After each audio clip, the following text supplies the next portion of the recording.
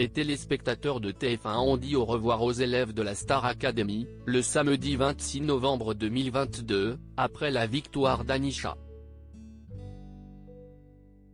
Lors d'un entretien sur VL, Chris, Stanislas et Senso ont fait des révélations sur la rémunération des élèves pendant le tournage. L'édition 2022 de la Star Academy a pris fin le 26 novembre dernier, après plusieurs semaines d'aventures, très intenses. Pendant la finale, durant laquelle s'affrontaient Léa, Anisha, Louis et Enola, la pression était plus qu'au rendez-vous. Finalement, Anisha, venue tout droit de Madagascar, a remporté l'aventure, avec 57% des suffrages, face à Enola. Depuis leur sortie, les anciens élèves de la promotion 2022 profitent du peu de temps libre pour se reposer et retrouver leurs proches.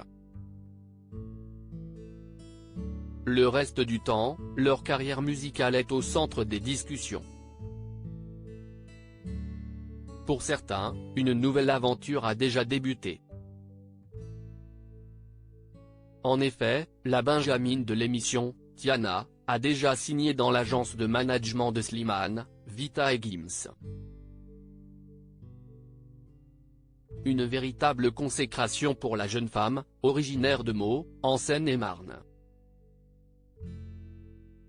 La grande gagnante de l'émission, quant à elle, a signé son contrat, comme convenu, chez Sony Music, pour préparer son premier album.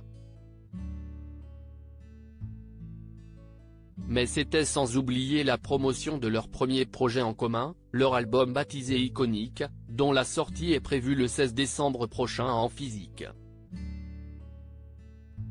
D'autres sont largement sollicités pour quelques interviews.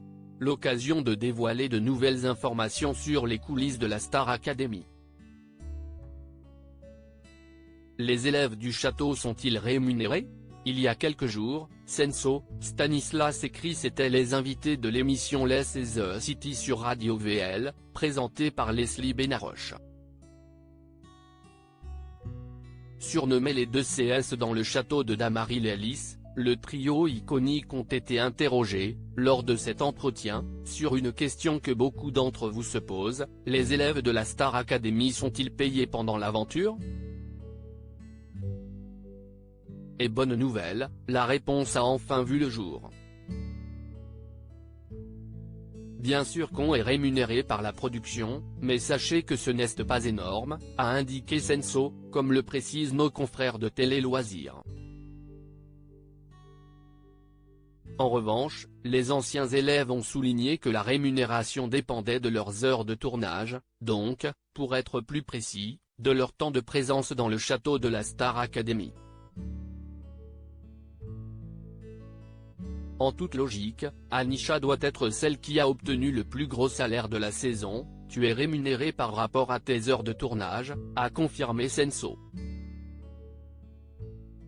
Mais combien sont-ils payés ? Selon les révélations de Stanislas, il s'agirait plutôt d'un salaire normal. Difficile de mettre un véritable chiffre sur ces indications.